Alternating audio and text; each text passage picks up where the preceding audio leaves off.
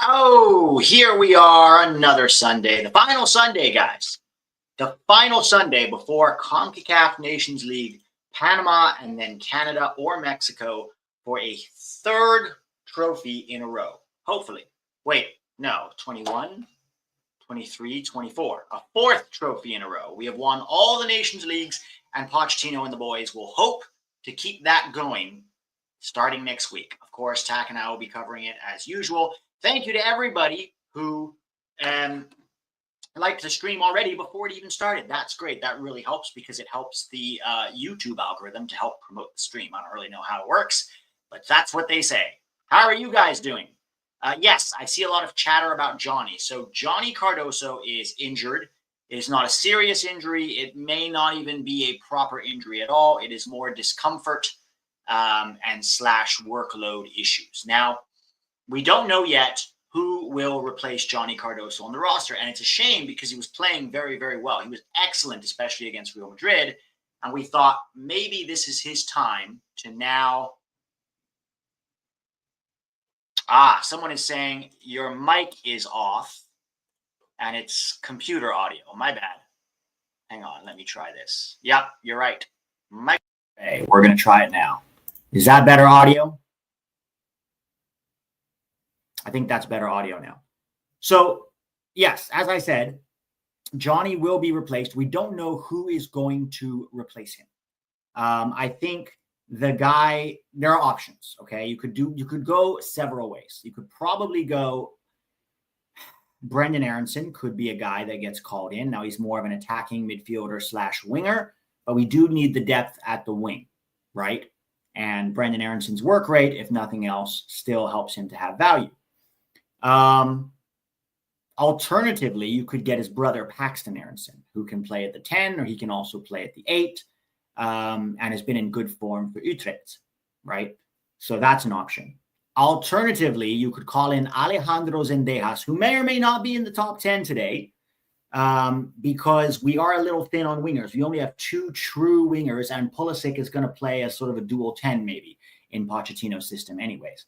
So you could potentially bring it. If I were King or if I were Pochettino, I would probably bring Zendejas. But I would also be okay with either one of the Aronson boys going there. Now, Dreamy Blade says Wright should replace Johnny. Unfortunately, Haji Wright wasn't even in the 60-man provisional roster, which is unfortunate because he just had a hat trick on the weekend and certainly would be somebody that we think, could contribute, right? And that wasn't just his first game back. He had multiple substitute appearances, and then he got the start and got a hat trick, and a very good hat trick. Hi, Pete. Smash the like button like I did. Thank you, Tiago. Yes, guys, let's get that like button smashed. We only have 36 likes and over 100 viewers already, so let's get that up at least to 50. Smash that like button. Yeah, I don't know who Poch is going to call in. Hopefully he doesn't do something stupid like bring another center back. Someone here is mentioning Daryl DK. Daryl DK has only had substitute appearances, has not scored any goals, and is still coming back from several long-term injuries. I don't think he should be anywhere near the national team. And on top of it, we have 3 strikers already. Bringing another striker would not make any sense to me. So my guess is it's going to be one of the Aronson boys or Zendejas, but it's Poch, so we don't know. Poch might bring, I don't know, Gianluca Busio, Aiden Morris. It's not really clear. But again, as I said in the roster stream, which if you haven't watched the roster breakdown already of the Nations League roster, go watch it after this. I think with Poch, we're gaining data sets as we go on, right? Every camp, we learn more about Poch, who he likes, what he likes, etc. Spencer Doherty says, Busio has been benched. Yes, he has. He's been in poor form recently for Venezia, who themselves are not in great form. But we'll see. We'll see what Poch does, and then we'll be able to better evaluate it. I imagine probably tomorrow we'll get an announcement about who that replacement will be. Hopefully nobody from MLS, because I don't think there's a single MLS midfielder that deserves that spot right now. And it would be a real slap in the face to the Aronson boys and Zendejas, and probably Morris too, to be honest, to bring somebody from MLS. Is Token going to replace Austin Trusty? I am not sure that Austin Trusty is out for sure, although he was not involved in Celtic's, game day squad on the weekend against Rangers. So I'm not sure if that means he's injured. Very likely, if Trusty is also out, we're probably going to end up going Miles Robinson. Although we already have 5 center backs. If we lose one, I think we're still okay. I think the better option, if you're going to bring another center back, though, would be Noah Kai Banks. Like, if Trusty is out, I think this would be a good opportunity to bring in Noah Kai Banks. Rob Garcia, why the hell are you calling in another midfielder? We need a winger. Well, I agree. I would call in Zendejas. So I agree with you there. But I would also be okay with Paxton and Aronson because they can also play as midfielders. That's why. Banks is with the U20 team. Yeah, but he was on the provisional roster, so they could still upgrade him, right? He made the U20s, but they could still upgrade him. It's not like that's locked in. They could still replace him because he was in the 60-man provisional roster.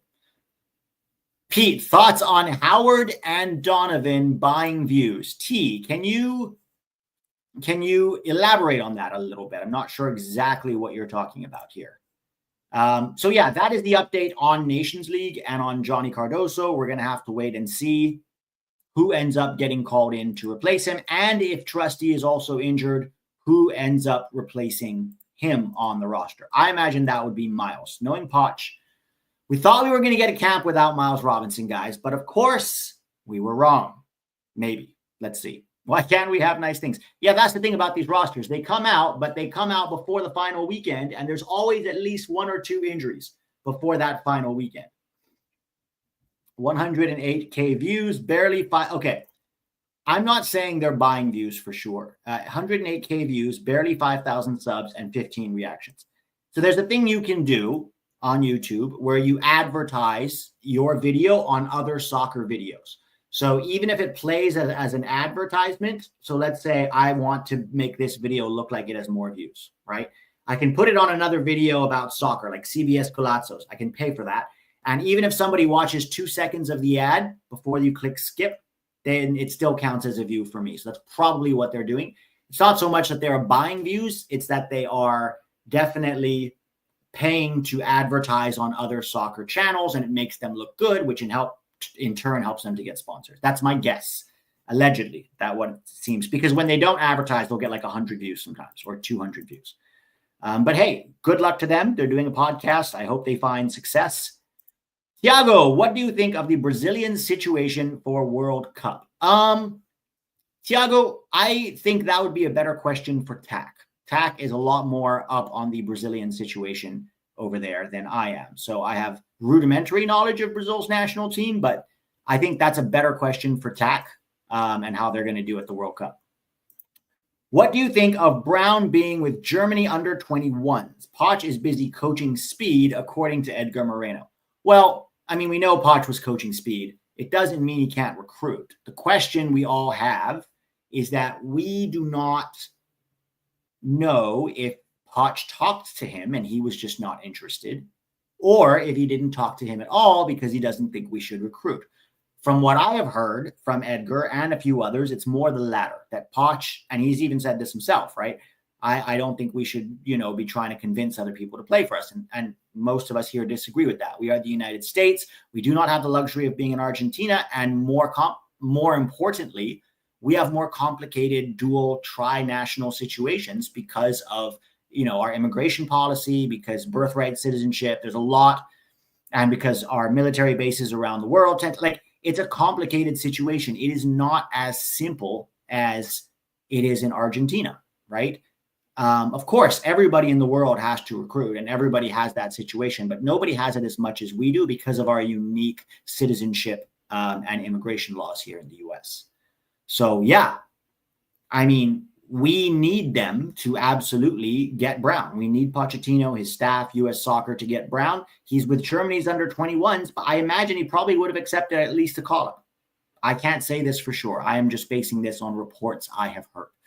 Okay, so I hope we get I hope we get our act together and get him for Gold Cup, because losing him to Germany, which if he continues the form that he's been in, we could lose him to Germany. And that would be pretty unfortunate because he is a very, very talented player that offers depth at 2 positions, on the left wing and at left back. And this is the thing. If you want to go deep into a World Cup, you need quality in depth, right? Our starting lineup might be okay, but if they're gassed out by the time we get to the second round, that's a very different situation, right? And the best teams in the world can rotate. They have more quality in depth. They can rest players. They can pull players off early. That's what we need to get to if we want to make deep World Cup runs. And right now we're getting deeper, but a lot of our depth is not exactly quality depth. And that is the problem. That's what's unfortunate for us. By the way, how does everyone like the internet? I found a way to plug into the intranet with an Ethernet cable. So we're not relying on Wi-Fi here, and hopefully it will be more stable. Fingers crossed. Don't screw me over, intranet.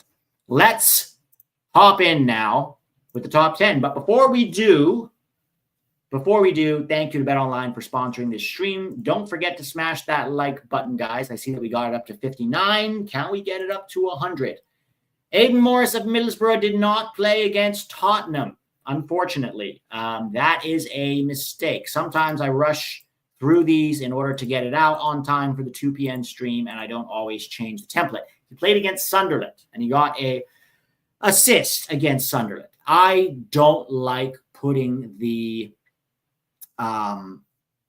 air quotes around an assist or a goal because they do all count the same. But when you realize the kind of assist that it was a diagonal pass out wide to a winger, and he basically went and did the rest. He beat 3 players and scored a very, very nice goal for Middlesbrough. This is Aiden Morris's second assist since he's joined Middlesbrough, and he has been playing reasonably well for them. I haven't watched every game. I've watched some games, and I thought he's been anywhere from decent to good. Not always excellent, but sometimes excellent. So Aiden Morris, this is probably his level, at least for now, right? To stay in the championship, continue to try to improve as a player, and I'm glad he did. I'm glad he left MLS, left his comfort zone over in Columbus to go to Middlesbrough and to continue to push himself, and he will continue to hopefully improve as a player, even though I do think he's got a certain ceiling, and I think he does have certain limitations. He will probably never be an elite midfielder for the U.S. men's national team, but as a deep, deep depth piece, perhaps. Alejandro Zendejas against Chivas Guadalajara in the CONCACAF Champions Cup, formerly the CONCACAF Champions League, played 90 minutes, scored 1 goal, 2 out of 2 tackles won, 5 out of 7 ground duels won, and 2 fouls drawn. The goal itself was, a good run to the far post and finish off of a cross. It was well done from Alex Zendejas. I don't think it was, a great goal, but that is his 11th goal contribution since the start of the year. And once again, somebody who is in this kind of form, it seems like should have gotten a call-up. And perhaps now that Johnny Cardoso is out, he will get that call-up. And I think that's probably the right decision for now.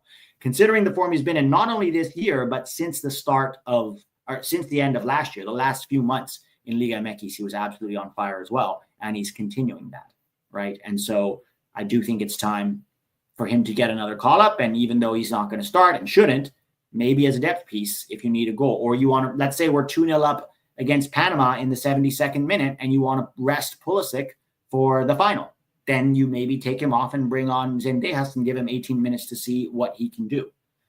He's definitely upped his consistency level. That was always the thing with Zendejas. He wasn't always super consistent, but we've seen more of that from him in the last 8 months or so. Patrick Agyemang, I think I'm pronouncing that right, of Charlotte FC scored his first goal of the season against Cincinnati, celebrated his call-up with a goal against Cincinnati, who lost that game 2-0. He scored 1 goal in the 85 minutes that he played, created 3 chances, 3 out of 3 accurate long balls, 2 out of 7 ground duels won, and 1 out of 2 aerial duels won. With his height, this guy should never be losing an aerial duel in his life. He's like 6'6". He should be winning every single duel. Now, I'm not a big fan of Patrick Agyemang. I don't think his goal-scoring record, even in MLS, is that good. 10 goals last season, 1 goal in 4 this season. I think, we need, if you want to play for the national team, you better be a top 5 or 6 player in MLS, frankly. And he isn't that. Jesus Ferreira had a 24-goal contribution season for Dallas and was terrible at the World Cup, right? MLS even if you are absolutely balling in MLS, it doesn't mean you're going to be good for the national team. But at the very least, to get called in, I do think you should be balling out. And although it was a good goal, it was a nice finish by Agyemang, and maybe that will help his confidence going into camp. This was the finish. He was played in behind, and he finished smartly at the far post with his left foot. I hope that gives him the confidence he needs so that if he does get on the field for the national team, which I don't think he should, unless we need a goal, let's say. Okay, let's say we need a goal and we're pumping crosses into the box at the end of the game. Sure, I could see him coming on to try and deliver a header, certainly with his height. But Josh Sargent hopefully is going to be the man. But you know what? Sargent, we have to see. We have to see, right? Because we've seen this before. Informed Josh Sargent for his club, comes to the national team, stinks up the joint. So hopefully Josh Sargent delivers, but if he doesn't, you need options. And I would probably rather have Patrick Agyemang on the field than Brian White right now. I just think he offers more than Brian White, who is more of a poacher. And at least Patrick Agyemang is more of a presence in the box, even if he doesn't have the greatest touch in the world. So that was Patrick Agyemang for you. Congratulations to Charlotte fans on getting that win. Oh no, the other striker is also in camp. Brian White of the Vancouver Whitecaps played just 32 minutes against Monterrey. And by the way, I bag on MLS a lot, especially when MLS faces Liga MX in CONCACAF Champions League. And both Seattle and Cincinnati were knocked out this week. But Vancouver Whitecaps, the least likely of the teams to beat Monterrey, actually succeeded in doing so over 2 legs. Including getting a draw in Monterrey. And one of those goals came from none other than 29-year-old Brian White. Tax Brazilian ghost, MLS pandering. It's not so much MLS pandering as much as it is there's not a lot of guys to talk about this week. So that's the thing. If we have a lot of injuries or it's a slow week and an MLS player does something, then he's more likely to make it in just by virtue of there not being a ton of other options. This was the goal from Brian White. It was sort of a confusing goal across the back line, and then it sort of popped out for him in space, and he was composed enough to make a smart finish. So well done to him. I've said enough about both Brian White and Agyemang as being USMNT players, but with Balogun and Pepe injured, I would still have brought Haji Wright or Tim Weah as the backup, or, Damian Downs is injured too, so that doesn't help. This might be their only camp until next January camp, because once all these guys come back from injury, neither of them is making it in. But let's see what they do in this camp. You never know. Diego Luna of Real Salt Lake also celebrated his call-up with a goal against Houston. Played 79 minutes, 1 goal, 1 chance created. He was also involved in the second goal. He got the hockey assist on the second goal that Real Salt Lake scored. 1 out of 2 successful dribbles, 3 out of 3 accurate long balls, 2 out of 5 ground duels won, and 1 out of 1 aerial duels won. He had a very good game. I watched this game because I saw the goal and I saw the assist. I said, let me see, how good he actually was. So I watched the replay this morning, and he was excellent. Some beautiful touches, some really great combination play, dribbling out of tight spaces, creativity. He had one really nice touch, which is probably going to be on Patreon tomorrow. I'll include it with the compilation of the goals here, where he receives the ball, like a long ball comes to him, and he flicks it with the outside of his boot into the path of one of his wingers.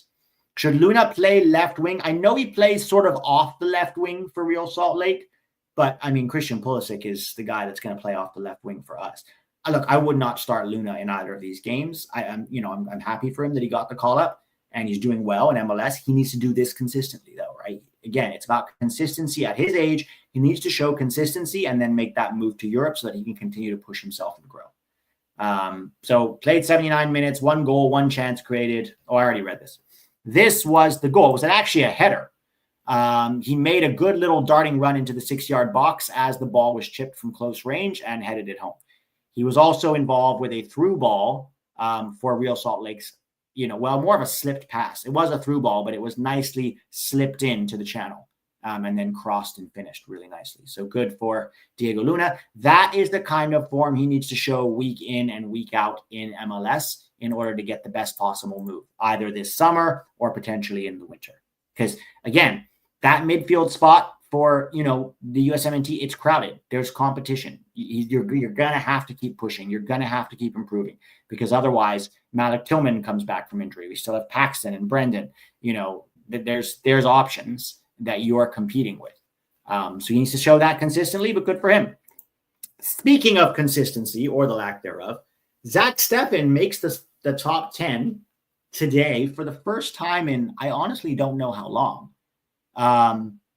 He's had a rough 4 or so years. He really has. But he's come back to Colorado, and as even Rapids fans will admit, been a mixed bag. Sometimes very good games. In League's Cup last year, he was very good. Not so much in the league. But he did have a very good game against San Jose. He was man of the match, played 90 minutes, made 10 saves, 5 of which were diving saves, as well as 2 high claims. I'm happy for Zack Steffen. He is 30 years old now, right? He is 30 years old now, and sometimes goalkeepers really start to find their footing around that age. Again, but it's going to be about consistency. If he keeps putting in those kind of performances, as well as the one we saw in January camp, if he keeps putting those in for Colorado Rapids, then he should continue to get called in for the national team, because we don't have a ton of consistency through our goalkeeping department right now. And although Horvath is now starting again, that's good to see, but Steffen needs to keep going, right? Like, he needs to show this kind of form week in and week out. He will probably be on the bench. It will either be him or what's his name from Columbus, Patrick Schulte, and Turner will start. But Steffen, again, keep pushing, keep showing this week in, week out. These were some of the saves.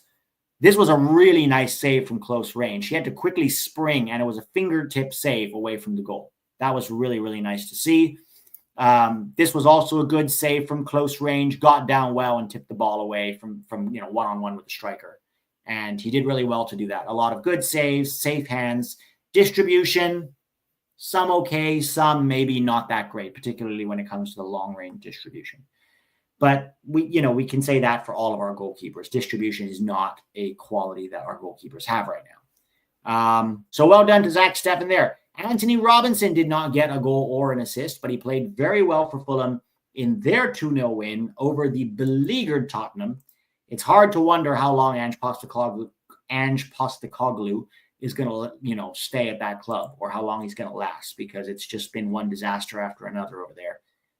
He played 90 minutes, helped them to keep a clean sheet, had 3 out of 4 successful dribbles, which was a match high, 7 passes into the final third. The only real mark against him in this game was the crossing. As you can see there, 1 out of 9 accurate crosses. That's not a great number. But 4 out of 6 accurate long balls, 9 out of 12 ground duels won, and 2 out of 2 aerial duels won.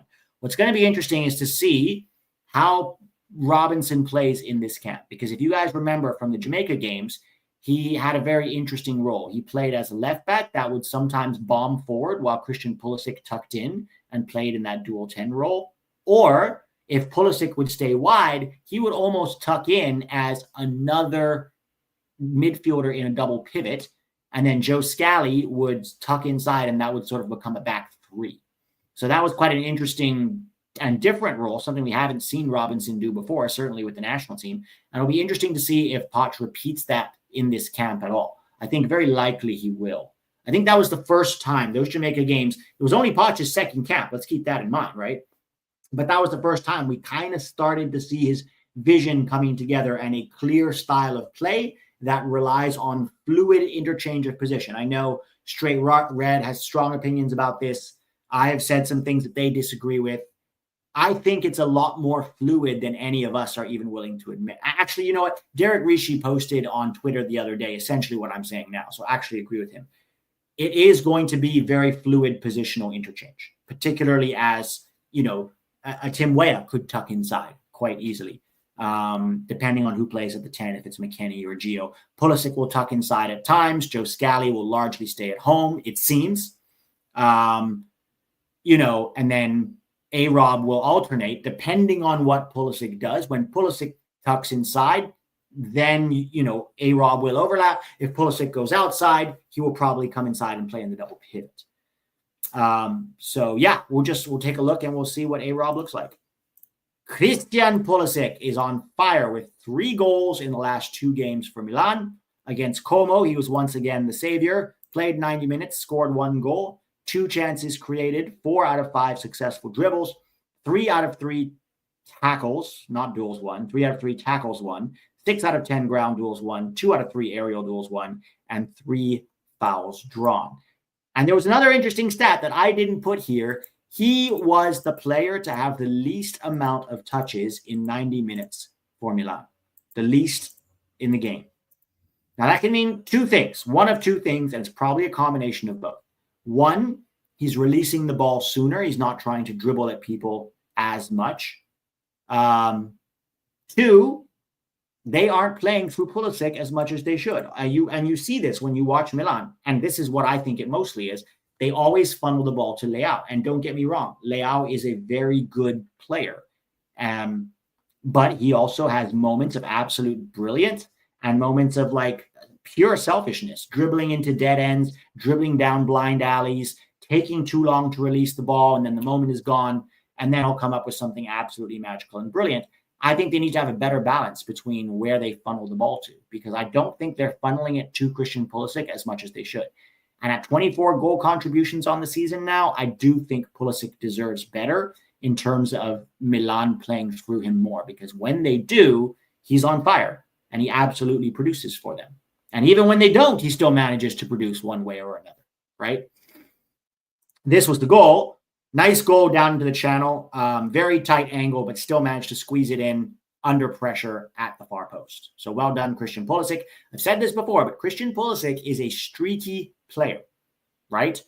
Although that has been less true in the last 2 years. But even if you go look at like the charts of the games, his goals and assists kind of come in bunches, and then he'll go quiet for a few games, and then he'll have another bunch of goals. And so I think a lot of that is just confidence, right? When he does score, when he does do something great, it ups his confidence, and we start to see an on-fire Pulisic. And then maybe it gets disrupted with a minor injury or maybe a poor game, and then for 1 or 2 more games, he's not really the same. And then he comes back, and now we start seeing that bang-bang Pulisic, which is great for us now because the timing couldn't be better.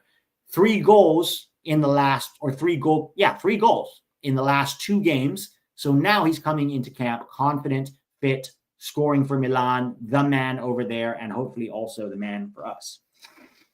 Haji Wright, what a shame it is that he was not on the 60-man provisional roster, because a hat trick against Sunderland on the weekend was in his first start back since injury. He played 89 minutes, 3 goals, 1 chance created, 3 out of 5 successful dribbles, 8 out of 11 ground duels won, 5 out of 10 aerial duels won, and 5 fouls drawn. So as you can see, it wasn't just the goals.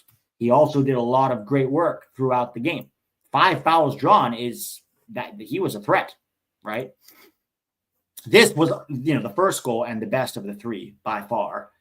Took this in his stride. He was running into the channel, was played to him, cut in onto his left foot, and created just enough space here to hammer this from outside the box into the far post. So well done, Haji Wright. I hope we don't live to regret not having him in this camp, because while I feel comfortable enough with our starting lineup in this camp, I'm not very sure about some of the substitutes. And I do think if we need a goal, almost all of us here would rather see Haji Wright coming on than Brian White or Patrick Agyemang, and he's just a better player, right? There's no question about that. But unfortunately, again, it's a 60-man roster. Sure, maybe he was just coming back from injury and you weren't sure if he would be ready, but now he clearly is, and it's like, well, should we maybe have brought Haji Wright, or at least put him on the provisional roster in case he was ready? You have 60 men. Right? Why are you putting all these guys on the roster that shouldn't be there? It's a 60. You could have both Dest and Haji on that roster. I'm not saying they need to be called in, but certainly in hindsight, looking back at this game, it's hard to see why he wouldn't be helpful to us. And it's not like he just came back from injury this week, right? He's been back for almost a month now. So it's not like we have to be that careful with Haji anymore. And yeah, exactly. As Judgmental Deity here is saying, Haji scored 2 goals in the last Nations League, right? His record in the Nations League is very, very good. This was the second goal from Haji, which was a penalty, right back into penalty duty for Coventry City. straight down the middle. And then the last goal was another good goal with his left foot. It was played into space, approached the keeper, and chipped him quite nicely. So well done, Haji Wright. It's a little bit unfortunate that he's not going to be there in Nations League, and I hope we won't live to regret that. But hopefully we will see him in Gold Cup. All right, let's see. Rocco is asking, who will replace Johnny? So I addressed this a little bit at the beginning of the stream. We don't know yet. My speculation is it's either going to be Zendejas or one of the two Aronson boys. But it's also Poch, so we don't really know. He could surprise us and just call Miles Robinson, or he could surprise us and call a fourth striker or a fourth goalkeeper. I don't know what Poch plans to do. So let's wait and see what he does.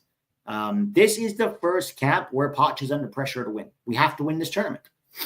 That's the bare minimum for this national team. If you are at home, you need to be winning our regional trophy, our regional tournaments. That's both Gold Cup and Nations League.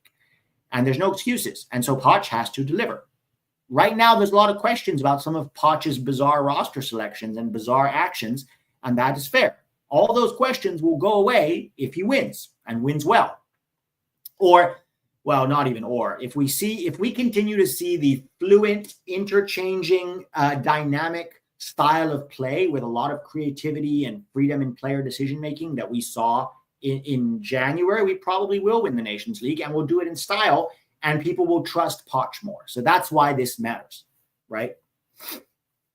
Question, Pete. With Johnny out, who would you start at the pivot plus forward 3? Well, with Johnny out, so Adams would definitely be there. I would probably then move McKennie back into the pivot and play Gio, simply for lack of options. Because right now, I was originally going to go Johnny, McKennie, Adams, right?